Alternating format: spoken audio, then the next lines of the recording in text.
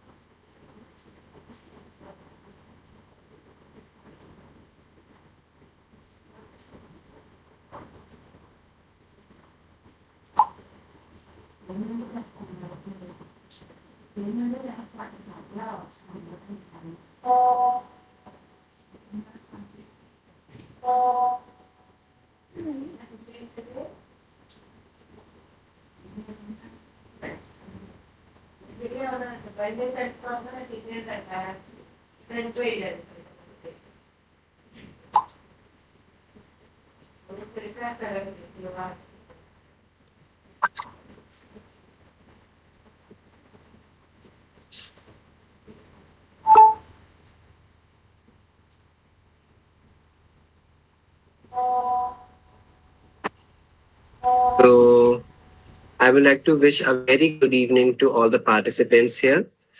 I am Akshay Dubey and I am a volunteer with Naksh Foundation, and it is truly my privilege to host today's session. I am truly delighted to welcome you all for this online session, which has been jointly organized by the two amazing platforms. And those platforms are Naksh Foundation and In Amigos Foundation. Before we begin, just a quick note. You are more than welcome to share your thoughts or question in the chat box throughout the session. We will have a dedicated Q&A round towards the end where your queries will be addressed. We have a very relevant and important topic to discuss today, and that topic is protecting personal data on social media platforms. In an era where our digital presence is almost as important as our physical one, understanding how to safeguard our information is not just a choice, it has become a necessity. And for this, we are privileged to have with us Mr. Rohit Kapoor, sir. He is an advocate and the founder of Kapoor Legal, which is a full service law firm dedicated to delivering clear, strategic, and result oriented legal solutions to the individuals, businesses, and international clients. His expertise spans a wide spectrum of legal domain, from personal dispute to complex corporate and cross-border cases, always with a strong focus on confidentiality, precision, and professionalism. His practice areas include cyber law, cybersecurity, privacy law, intellectual property right, commercial and corporate law, taxation law, and international law, and much more. He is known for safeguarding his clients' rights with integrity and deep legal insight. Mr. Kapoor brings a wealth of experience to today's topic, and that topic again is protecting personal data on social media platforms. Let's give a warm virtual welcome to Mr. Rohit Kapoor, sir. Over to you, sir. Okay, thank you, Akshay. So, good evening, everyone. So, thank you, Naksh Foundation and Project CyberShield for the kind invitation. So, I am Advocate Rohit Kapoor. I work with the victims of online financial frauds, support businesses on data privacy, protecting user data, and so also supporting families through tough legal battles. Basically, whether it's an OTP scam or marriage goes offline, I'm here to help. Right. So, so Akshay, can I present a slide or it's you'll be doing that? You are on mute. You can Sorry. present the Yes, sir. slides. You can present the slide, sir. Okay, sure.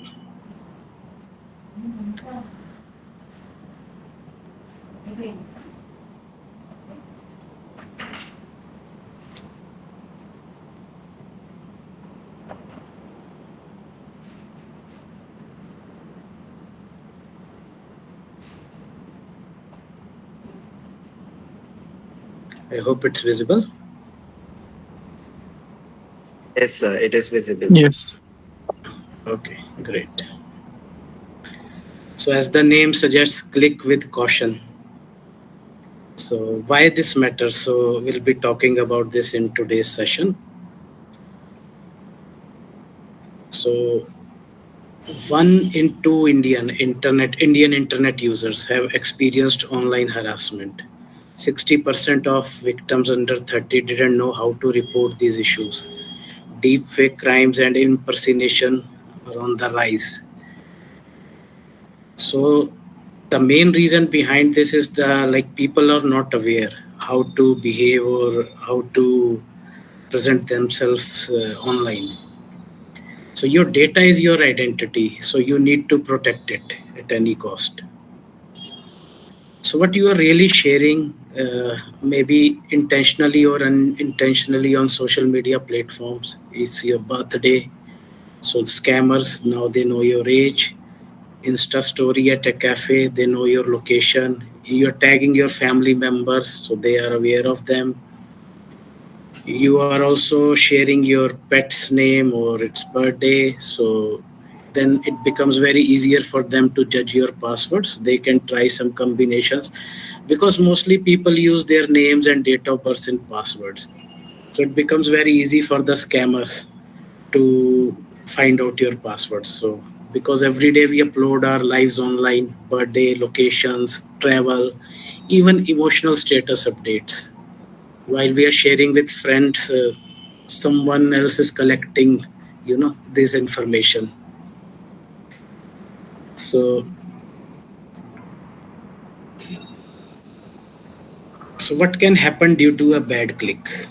Like suppose if you have clicked a bad link or maybe an image which has come on your mobile, so these can lead to, it's a bit of technical stuff, it can lead to phishing attacks because it may have fake login pages that steal your usernames and passwords. Recently we have seen that what has happened is that scammers have designed a duplicate site of investment company or banks, and people thought that it's a real site. They entered their username and password, and scammers got that, and after that their accounts were empty. So we have to be very sure, even we have to check the link which we are opening whether it's a genuine site, or if you find something fishy with the link, please double check.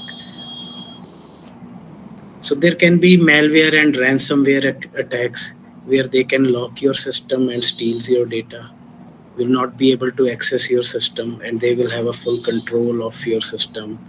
Identity frauds, these are like on rise these days. They are collecting your personal information. Financial frauds, especially at the Telegram, people receive lot of links for investment advices and investment applications and groups, so you have to be very careful over there. Now these OTP and SIM swap frauds are there, so they will maybe convince you to share your OTP, and rest is known. Nowadays we are also hearing about digital arrest scams, so where fake police and government agencies are asking or demanding money. So we'll discuss on in detail about this. तो Then there test are, में हम लोग जुड़े कैसे? sorry, social media hacking, unknown reset links, compromise accounts, blackmail, sextortion, data breaches, spyware installation. So these things can happen if you like are not careful while clicking the links.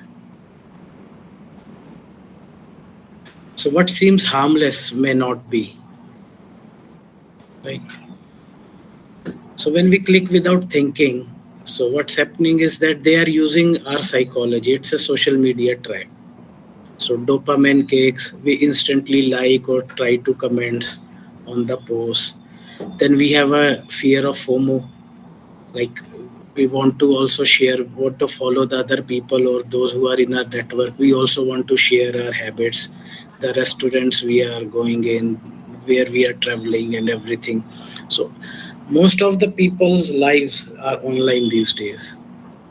Then when we install some application or new thing, we usually allow all the permissions. We are just lazy, like who will go through the list, and we don't bother to check whether that permission is required or not. We just allow everything.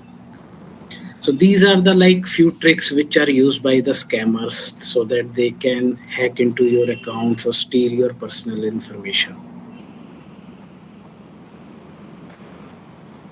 So here you are the product, not the user. We think that we are the users, but with these type of scammers and hackers who are using these fake applications, so you are the product, not the user. So you have to make sure about these things like privacy settings in your devices should be, or your social media platforms should be set to friends only. You should always use strong passwords, use symbols, try to avoid the your birthdays and these kind of informations, your mobile number. So these are very easy to judge. Avoid public Wi-Fi. Don't try use VPN if possible. So denies access to like mic location unless it's needed by the application. Don't click suspicious links even from your friends. What may happen is that your friend's account might have been hacked, and I don't know how many of you have experienced like you have got a message from your friend that they are in urgent need of some money. So to protect yourself, you can enable two-factor authentication on all your accounts so that after even after entering the password you get a OTP on your mobile or on your mail, so that there can be a double check. Use unique strong passwords with symbols. Avoid clicking unknown direct messages or phishing links. Even if you're posting stories, posts, it should be to friends only or to close friends. It should not be public because you don't know who is like stalking you online. Don't overshare your date of birth, address, or daily routine. It's very, very risky.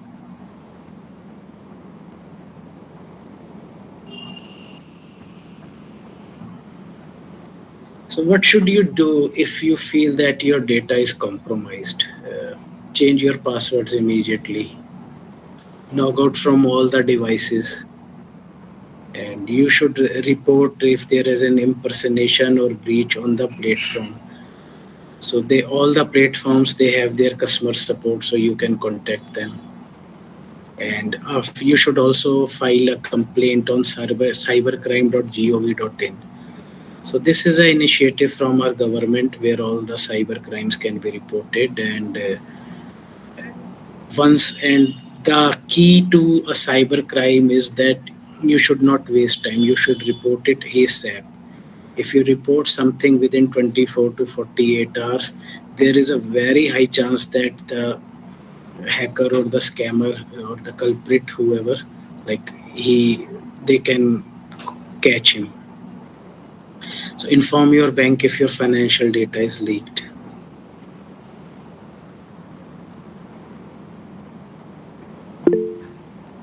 So these are the legal tools you should know.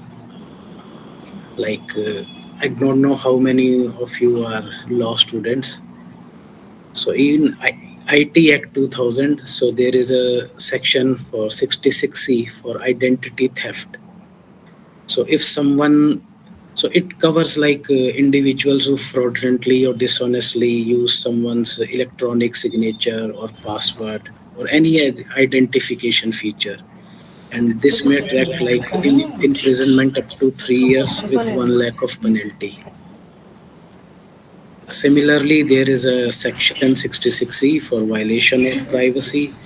If someone captures or publishes or transmits the images of someone's private area without his or consent, so this is punishable up to like 5 years of imprisonment plus 2 lakhs of fine.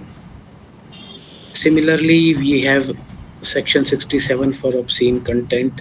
If someone is publicly transmitting obscene material, so this again will attract 3 years of imprisonment with 5 lakhs of fine. And if he is a repeated offender, then it may go up to 5 years of imprisonment with 10 lakhs of fine.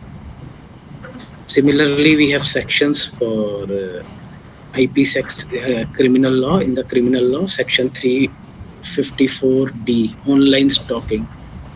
So most of the females, they usually face this kind of scenario. If someone repeatedly follows a woman, contacts her despite her disinterest, or monitors her online, causing her distress, she can report the issue under section 354D for online stalking, and this will attract imprisonment up to 3 years to 5 years. If he repeats, the imprisonment go up to 5 years. Similarly, if someone utter words, make gestures, or perform any act which can insult modesty of a woman, then this will attract imprisonment up to 3 years with a fine.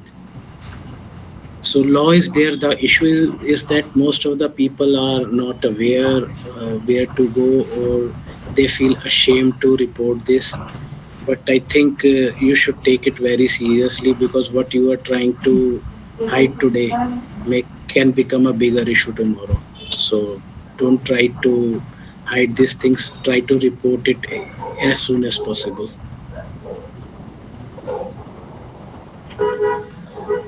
So, which this I have already shared. You have a portal, cybercrime.gov.in, where you can. It's a very intuitive portal where you can easily go and complaint about the crime which you have faced online. So cyber crimes are like those crimes which involves any computer, digital device, or a network.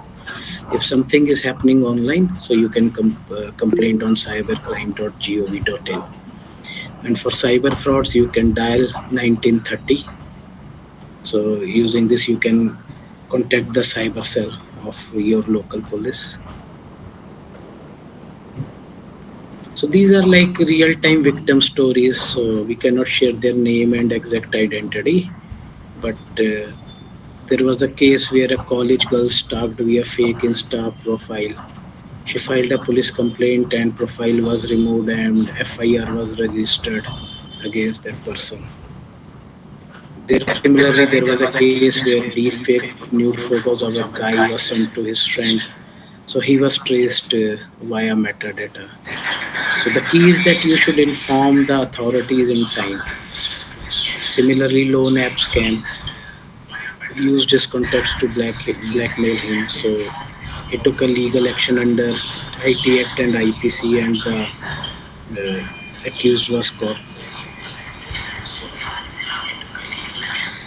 So nowadays we are hearing a lot about digital arrests. So what's happening is that you get a fake call from a fake cyber cop or a CBI officer or a custom officer.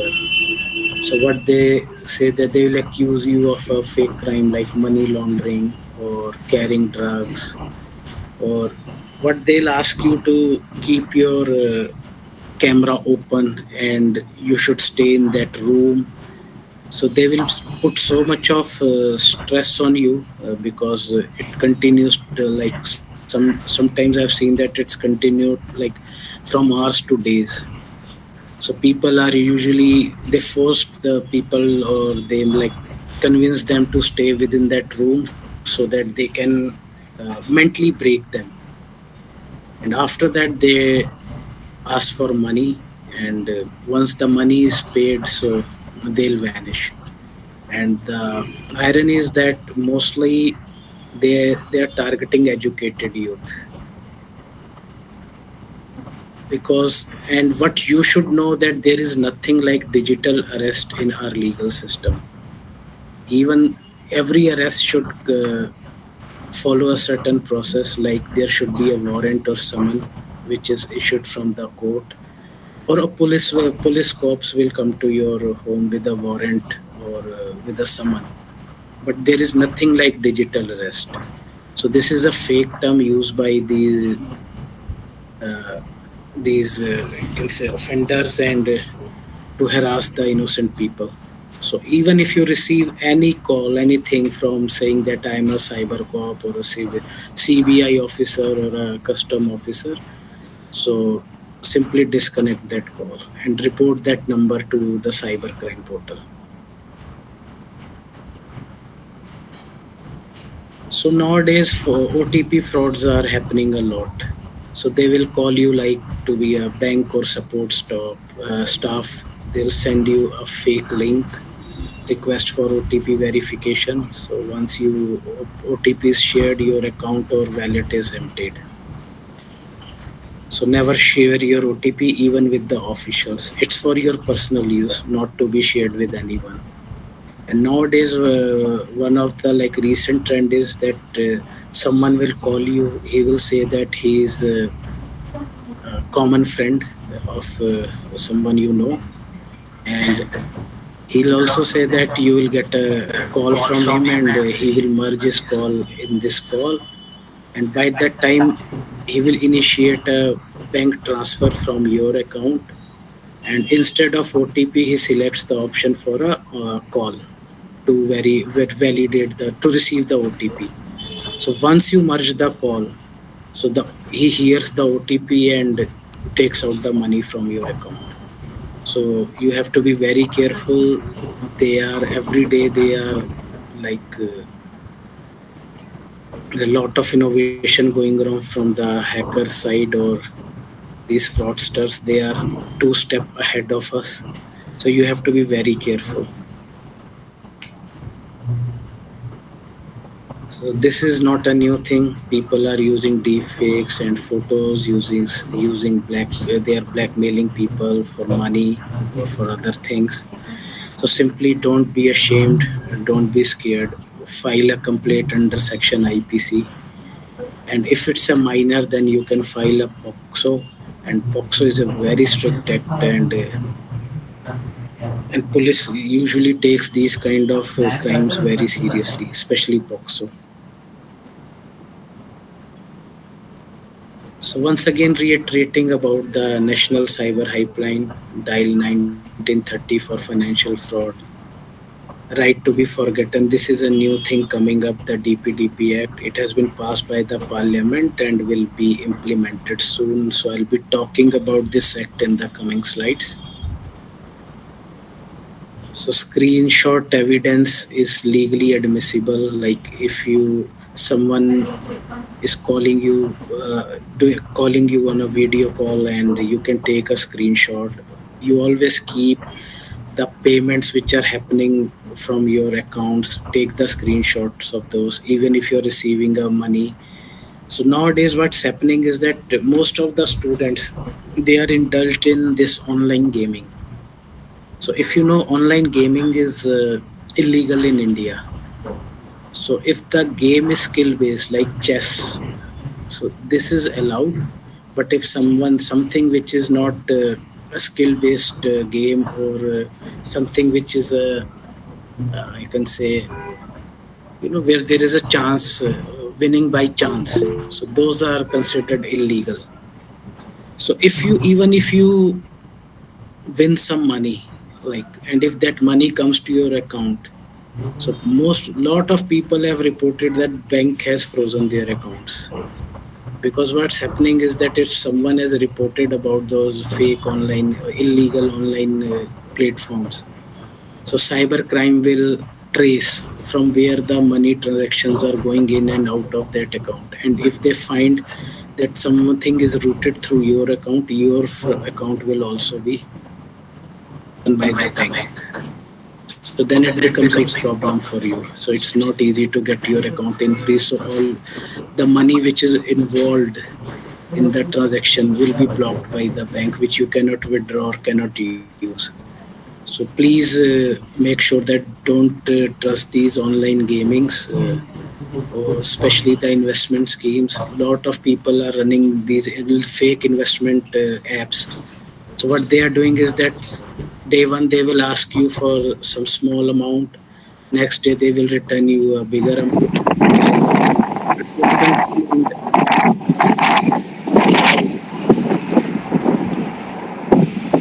Could you please mute? There is a lot of disturbance.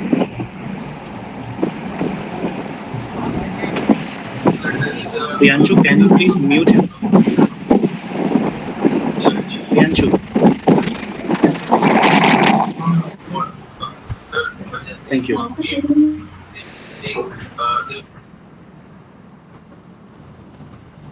So there's also legal aid available for students. It's free of cost legal aid for students. It's a government's initiative to provide legal aid to the students.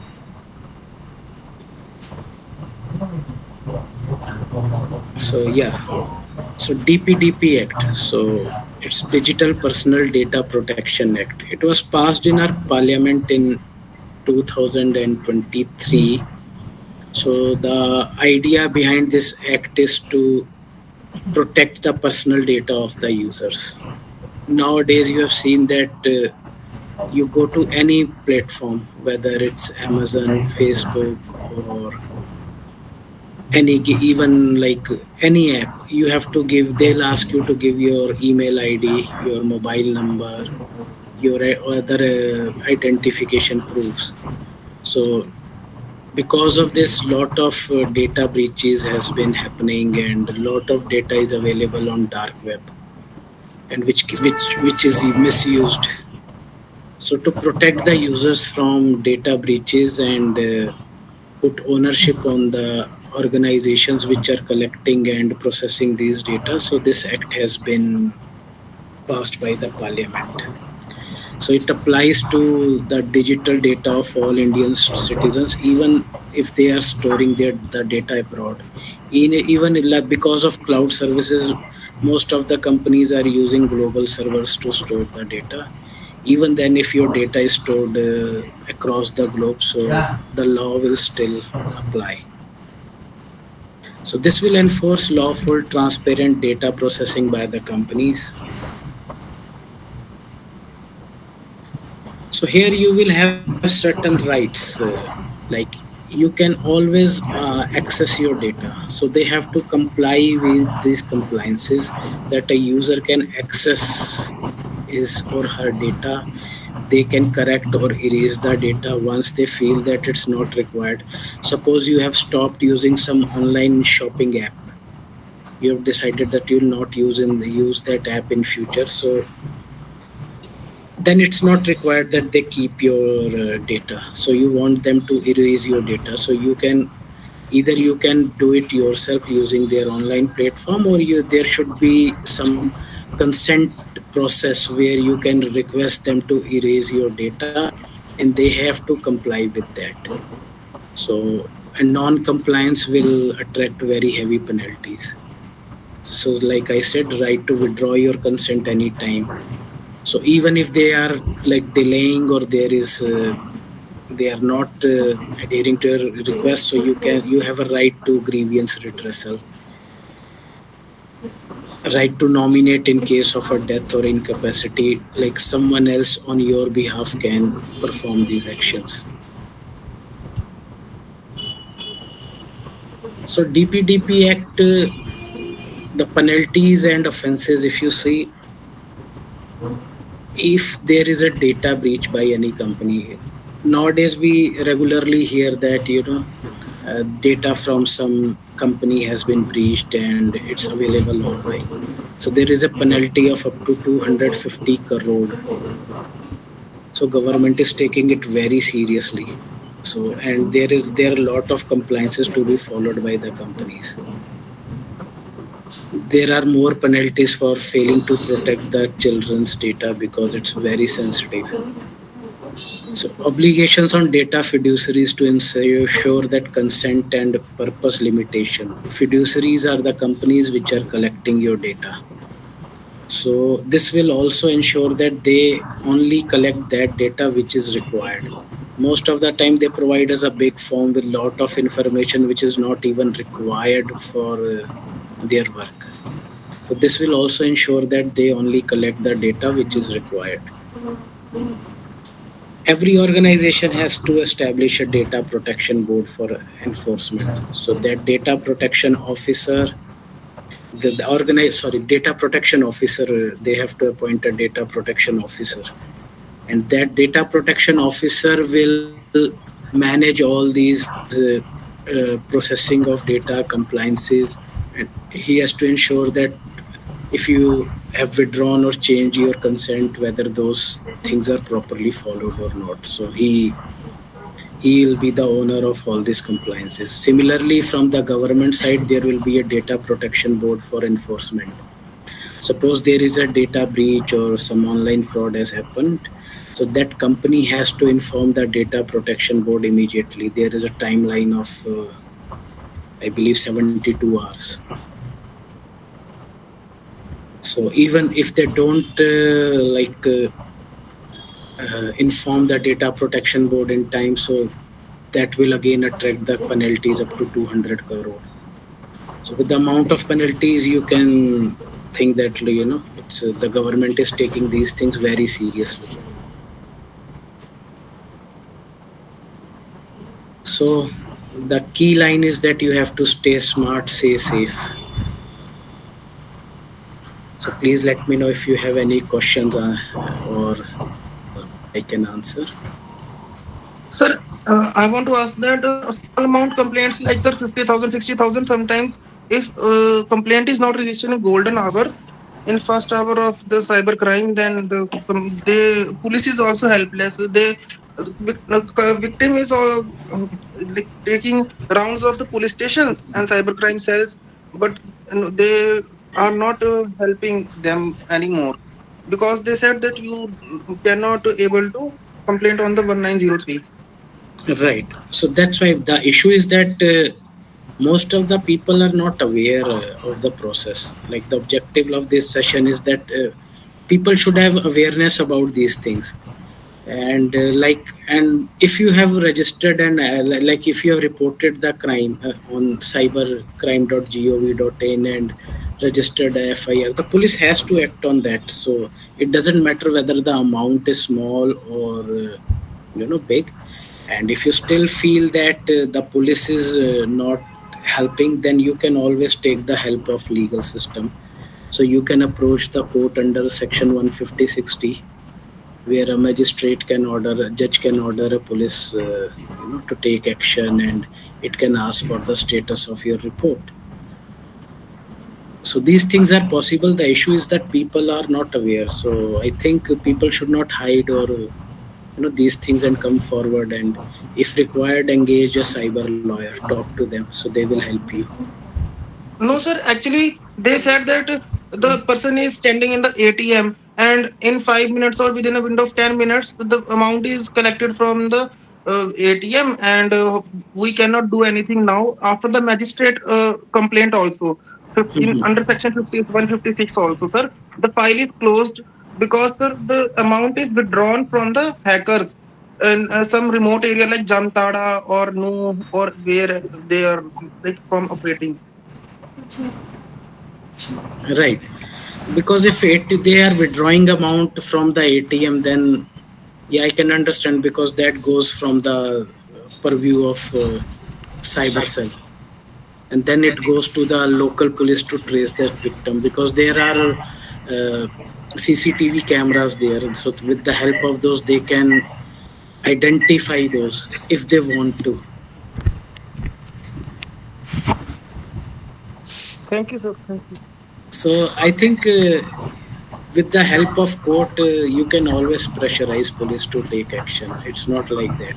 So judge can always ask like what action you have taken, whether you have collected the CCTV footage or not, whether you have distributed that, identified the culprit and distributed their image in every police station or not, or what all things they have done.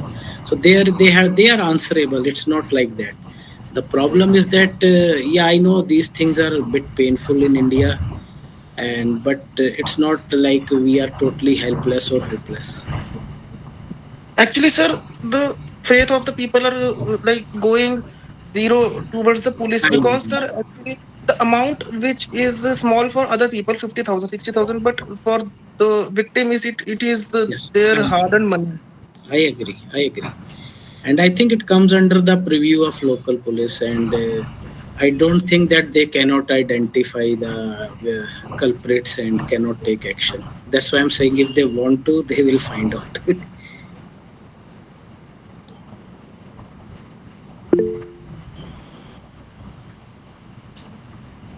Sir, any case laws regarding this, sir?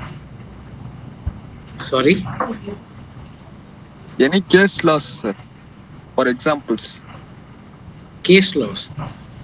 Yeah, because when you will approach court, like if police is not taking a action, so you can always under section 156, you can ask for. You can the magistrate can order the police to take action. So then the criminal it's a fraud, so it comes under section 420, and other sections will also apply. So depending on the severity and complexity of the crime, so usually it's a fraud.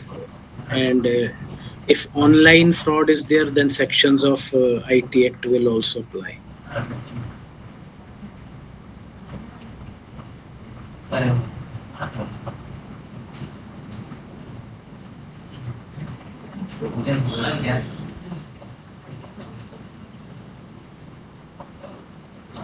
So there are some questions asked online.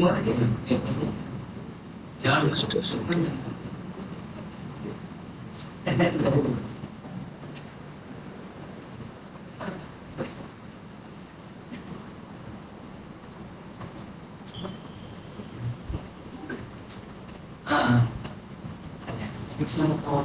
So there is one question from Tanishk, like how to restrict scams where there is hard to find the identity of a scammer. So I have already shared that in my slide that you need to be very careful. So please don't trust the links, or even what's happening these days is that images are coded in such a way that it can take away your personal information or hack your mobile. You will receive some image from your known link contact. If you click that, so best is to like disable the setting of automatic download on your mobile phones, so that before clicking that image you still have time. Because if an image is downloaded automatically, then it becomes a problem, then you don't have a time to react.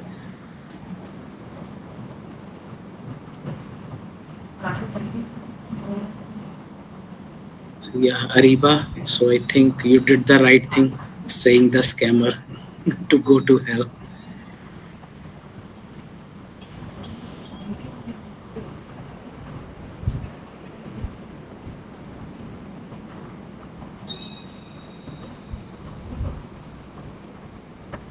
If someone feels that their device has been hacked, they should not switch off their phone or remove the SIM card, as doing so make it harder to trace the hacker. Even if you don't switch it off, it's not easy to trace the hacker because they are usually using VPN connections. Even like if a hacker is sitting abroad, so it's not easy to like. So it's better to switch off your phone so that like suppose if he's withdrawing your money from your account or he's stealing your information, if you switch off your device on time, so at least this will restrict the hacker. Cryptocurrency, legal or illegal? So cryptocurrency is currently not covered under any Indian law. Indian government has is charging tax on the income from the cryptocurrency, but currently it's not covered under any law. If something happens, some scam happens in cryptocurrency thing, then legal system can't help you.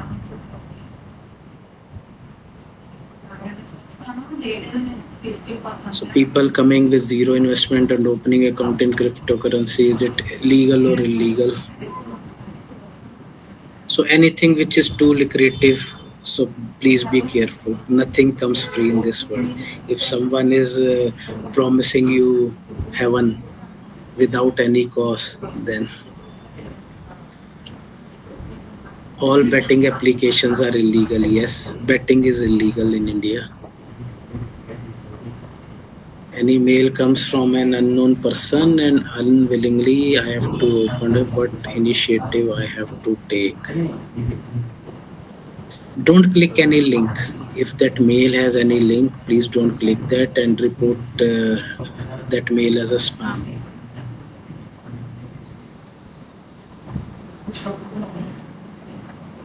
Due to lack of evidence, police is also helpless. Yeah, I agree. In cybercrime, it becomes very difficult if they are sitting in another country and using different VPNs to access your devices. Then it becomes very difficult to trace them. But it's not impossible. Police can take help of the Interpol. We have treaties with the friendly countries where their local police helps us, but it's a long and tedious process. So usually what happens is that if the amount is small, even people don't follow that.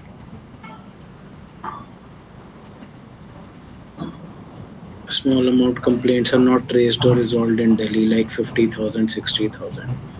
You can take help of the court. So like if you feel like police is not cooperating or they are not working, so you can always take help from the court. How to identify authenticity of apps? Good question. If that app is not available on Play Store, it's not authentic. If you have received the link through some message or on Telegram, so that app is not authentic, because authentic apps are when they register their apps on Play Store, so the proper process and checks are done. So usually most of the apps which are used for online scams, you'll see that the links are shared to download the app using WhatsApp or Telegram. So if that app is not available in Play Stores, then please don't trust that. What are cyber crimes? How to check before it harms? So anything which is happening through your computer, network, digital device is a cyber crime. How to check before it harms? So we have already discussed that, Tithi. What about cryptocurrency? Is it a cyber crime? Cryptocurrency is not a cyber crime, but it's not covered in our law. If something wrong happens with you, like if someone hacks into your account or steals your cryptocurrency, so currently there is no law in India for that. How do we restrict scams where identity of a scammer is hard to find? So please be careful. Don't allow scammer to hack your device or enter into your device. So please make sure that, like I have discussed, please block that automatic download things. Don't click the links in messages from unknown sources. And if someone is promising, very good profits in investment and those things which are not realistic, so please don't trust them. Kindly give us a list of cybercrime prerequisite measurement, post measurement. We have already shared that in our scam where phishing mails and all that. Maybe Naksh Foundation can share that list with you after the session. Prerequisite measurement, post measurement. So the precautions which we have discussed and the actions which we can take after the crime which we have just discussed. So you can maybe use that information.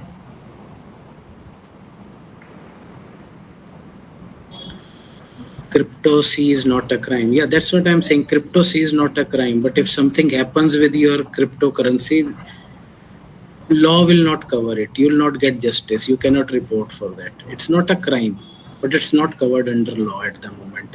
Government hasn't recognized cryptocurrency in Indian law because cryptocurrency doesn't have any base. Like if you, I'm not sure whether you are aware of that or not. Like every country, the currency is based on some, like mostly gold. Like India, America, China. So their currency, sorry, UK, India, China, Russia. So the valuation of currency is done on the basis of the gold reserves they have. But cryptocurrency does not have any base. So that's why our government is not recognizing that. So we cannot, like the way we cannot find out the like how they are well, who is evaluating, like the value of those currencies are increasing day by day. So who is regulating them, on what basis they are evaluated or their valuation is done. So there is no foolproof process for that.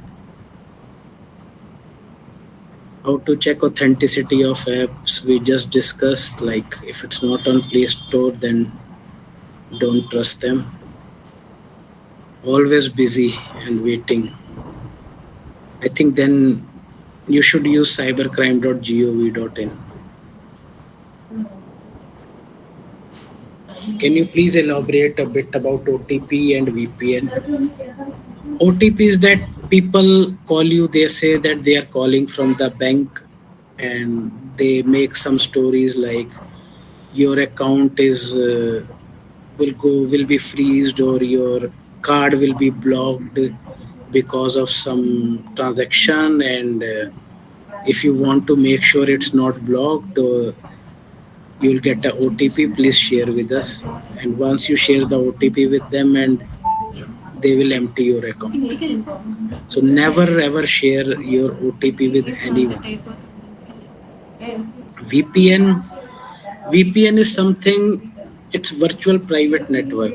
So what happens is that when we connect to a network, so there is a IP which is allocated to our device. Like if you're using Airtel or Geo, so every connection has a IP. But with VPN, what happens is that you are not connected directly to your the network. Suppose I don't want myself to be like traced back that I am sitting in Delhi. So what I'll do, VPN apps are available where I can go log in, and I'll say that maybe I can select a server of some other country. Let's say I'll select Vietnam. So the connection will be made via Vietnam. So if they'll trace back my IP, it will show that I'm connecting from Vietnam, not from India. So this is VPN. How to identify fake and real? Yeah, Shruti, you have a question? No, sir, no, sir. Okay. How to identify fake and real app in WhatsApp groups and links? If it's a link, then it's most, I think 99.99% it's fake, because authentic apps are not available through links. So if something which is illegal will come through link, if it's legal, it will be available in the Play Store. TerraBox is available on the Play Store, but it's not safe. Maybe Avinash, could you please elaborate about, explain about TerraBox? Like, what is the issue there?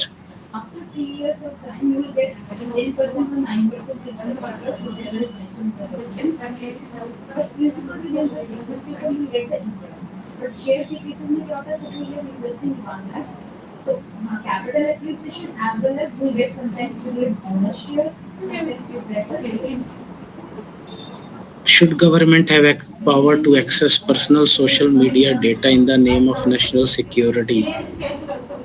So this new DPDP Act, it has uh, given an exception to the government, so they can access your personal and social media data. So there is a bit of like discussion going on this, whether this should be allowed or not.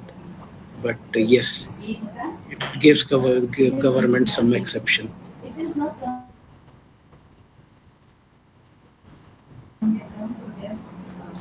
Should the government use details from Aadhaar card?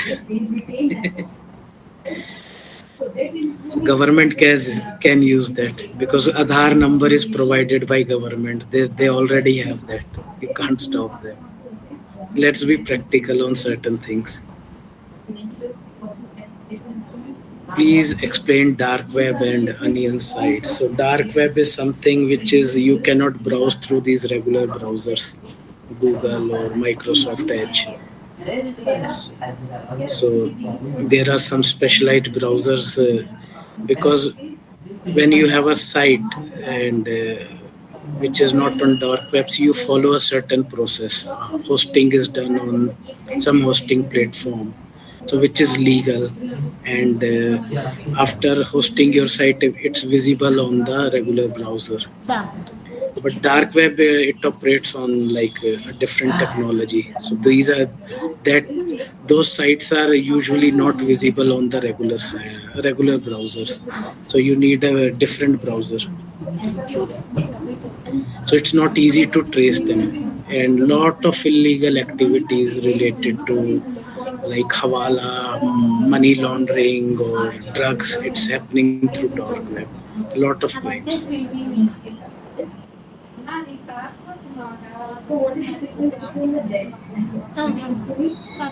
So maybe I'm done with the questions which were raised in the chat box. So if you have any question, maybe you can please ask. Those participants who are having questions, they can raise their hand, and then we will call your name, and then you can ask the question, whether by typing or by unmuting yourself.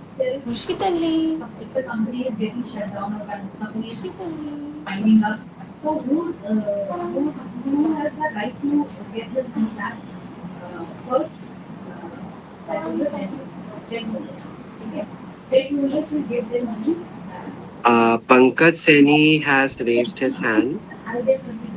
Pankaj Seni, you can ask the question.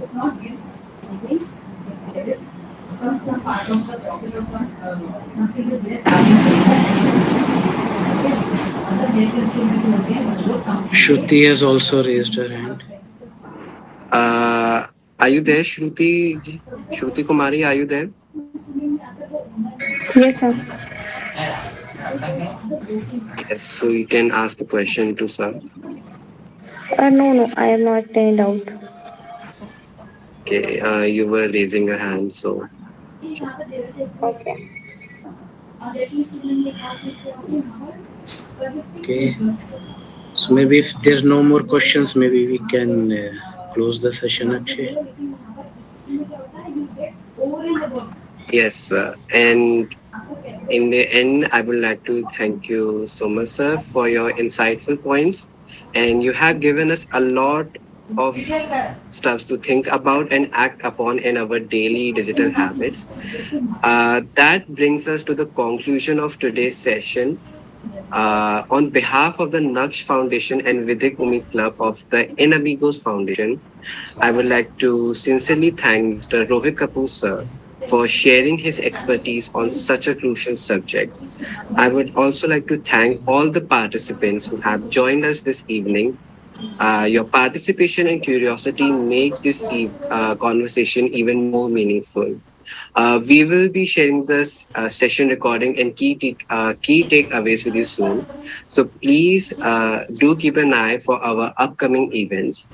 And thank you so much, everyone, for joining today's session on protecting personal data on social media platforms. We would love to hear your thoughts and experiences. Also, please share a short testimonial about what you guys have learned and enjoyed the most from the session. Your feedback helps us a lot to improve and inspire more people. Until next time, stay safe, stay aware, and protect your personal data both online and offline. Uh, I would also again like to thank Rohit sir for providing his valuable insights on this topic. And everyone have a wonderful evening. Okay, thank you, Akshay. Thank you everyone for their patience. Thank you.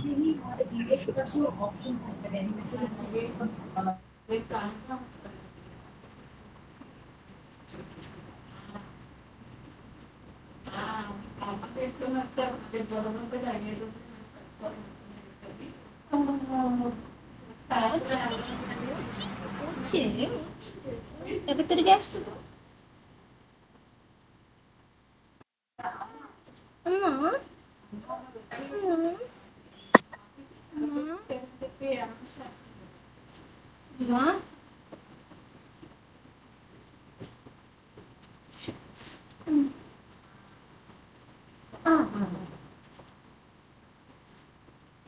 Sir ಕೊರತಲ್ಲಿ